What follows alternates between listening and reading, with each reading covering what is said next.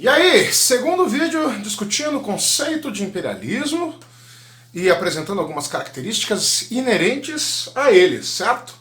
A gente vai falar das chamadas justificativas para as ações imperialistas, para depois ir para um outro vídeo falando de resistência ao imperialismo, e aí o filé mignon, né? Que é análise de produtos culturais do século XX, a partir do conhecimento sobre a temática do imperialismo. É bem bacana, né? Eu tenho a ideia de fazer algumas explicações relacionando-as com músicas, básico, né? Óbvio, cinema e literatura dessa vez. Tranquilo? Então vamos lá, let's go. Então vamos ao que interessa. Viu só? Imperialismo cultural, eu falando let's go? Bom, bora então, né? Vamos nessa. Tradicionalmente, nos livros didáticos, se aborda, tá? E eu não vou fazer uma crítica aos livros didáticos, né? Vou só revelar o que eles abordam. Tradicionalmente, as justificativas abordadas nos livros didáticos são 4. Tá? O que eu chamo em sala de aula, quem é meu aluno em sala de aula sabe qual é a estratégia que eu uso para que isso fique mais fácil de memorizar, fala direito. Eu chamo de 4 M's. M, tá? O primeiro M. A Europa, em processo de industrialização acelerado, precisa efetivamente vender seus produtos. Então, ela precisa de mercados compradores, tá? Mercados compradores. Esse é o primeiro M. Agora vamos pensar um pouquinho sobre esse primeiro M. Imagine século XIX, a população chinesa já era a maior do mundo, não chegava a 1 bilhão, mas já era a maior do mundo. E não tem nenhuma fábrica, por exemplo, de maçaneta ou parafuso ou camisas. Imagine você ser o único vendedor de camisas para o mercado chinês. É ou não é um negócio da China? A expressão negócio da China surge, inclusive, dentro deste contexto. Segundo M, matéria-prima. Você precisa, para, por exemplo, produzir tecido, algodão, e você precisa ter um terreno para plantar o algodão. Nem todo o solo europeu é propício ao algodão, que cresce melhor em áreas quentes. Então, precisamos de um terreno na África, quem sabe na Ásia, um terreno bem grande para produzir comida, para produzir algodão e fazermos efetivamente as nossas camisas. Mas a gente não está falando só de algodão, a gente está falando de minério de ferro, a gente está falando de ouro, a gente está falando de madeira, a gente está falando de marfim, a gente está falando de carvão, né? Combustível da indústria do século XIX. Então é preciso expandir para conseguir acesso a essa matéria-prima.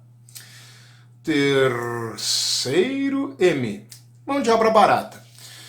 No século XIX, por conta do pensamento socialista, por conta dos pensamentos à esquerda do espectro político, as classes operárias começaram a se organizar, ter um ativismo político bem intenso e a exigir de seus respectivos estados nacionais a elaboração de leis que fizessem a proteção da propriedade do trabalhador, que é a sua força de trabalho. A propriedade do trabalhador é essa.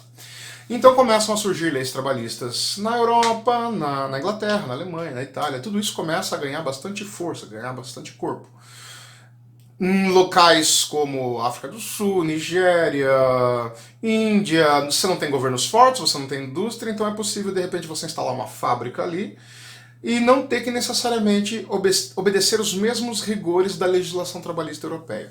Aliás, isso é uma prática comum até os dias de hoje, tá? Você tem, por exemplo, empresas que transferem toda a sua linha de produção para um país vizinho porque é mais barato pagar o salário lá. Veja o caso das montadoras de automóveis nos Estados Unidos. Boa parte delas está montando carros onde? No Brasil, na África, né, no México. Né? A Ford tem fábrica no México, a Volkswagen tem fábrica aqui no Brasil. Por quê? Porque na Europa as leis trabalhistas são mais fortes. Né? O que não faz com que aqueles países sejam necessariamente comunistas. Né? São países capitalistas inteligentes. Né? Por que eu digo inteligentes? Porque protegem o bem-estar do trabalhador de sua nação. Né? É importante pensar isso. E o quarto e último M é o que chamamos de missão civilizadora. A missão civilizadora é, na prática, uma ideologia.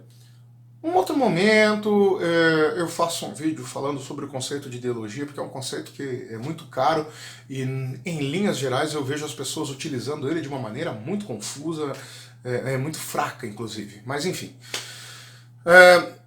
Há no século XIX uma ideia que foi bastante difundida nas escolas europeias, pelos intelectuais, pelos professores europeus, e que, de certa forma, acabou construindo uma identidade do europeu do século XIX, e, por que não dizer, se expandiu de tal forma que acabou proporcionando a construção dos dois mais belicosos conflitos da história, Primeira e Segunda Guerra Mundial. A eugenia, a ideia de que existe genes superiores e genes inferiores. Essa ideia, ela vem de um cara chamado Charles Galton, que é o primeiro escritor do tratado de eugenia do Galton, enfim. O Galton é primo do Darwin, parente do Darwin, olha só. E ele, de certa forma, ele recebe influência das ideias do Darwin e acaba criando essa pseudociência, a eugenia, e isso vai ser chamado em muitos livros como darwinismo social, né? A ideia de que os fortes evoluem, se adaptam, crescem e por isso têm o direito de dominar os fracos. Olha onde é que isso vai parar depois. Tá? Um troço perigoso pra caramba esse negócio aí. O europeu do século XIX, ele se vê como a sociedade mais avançada, moralmente, tecnologicamente, cientificamente, e ele atribui a si mesmo a ideia de que ele tem que levar esse nível de progresso civilizatório para as demais regiões do planeta. Então, quando um europeu invade, e eu vou usar a palavra invade, porque é invadir mesmo, né? Quando um europeu invade, por exemplo, Marrocos, no século XIX, os franceses no caso, e começam a montar fábricas, a explorar as pessoas que moram na região, trabalhando na região. Enfim, quando isso acontece, o que realmente é prioridade são os três primeiros M's, a matéria-prima, a mão de obra e o mercado consumidor. Mas é preciso criar uma desculpa, né? Uma desculpa para o colonizado aceitar o processo de colonização e uma desculpa para meio que me aliviar o peso do que eu vou fazer de errado ali. Não, eu tenho que tirar esse cara da sua aldeia, porque onde já se viu, ele tá ali numa tribo, né? Eu tenho que tirar ele dessa terra para colocar aqui uma fábrica, eu vou contratar ele para trabalhar na fábrica. Tipo, não importa se ele usava aquela terra para subsistência, para comer uma alface, por exemplo. O fato é que ele não lava alface como o europeu lava, então vou colocar uma fábrica aqui, vou pagar um salário dele, vai, compra alface e come como um europeu, se veste como um europeu, e assim eu vou trazer ele para a civilização, porque olha só, é um bárbaro, é um selvagem. Então essas justificativas acabam tendo efetivamente um contorno muito claro de práticas racistas também. Tá?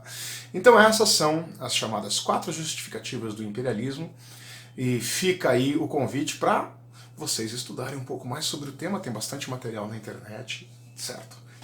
Vamos lá, agora eu vou... Deu uma engasgada aqui. Agora eu vou interromper, né, terminar o vídeo e preparar o próximo. Assistam o próximo também.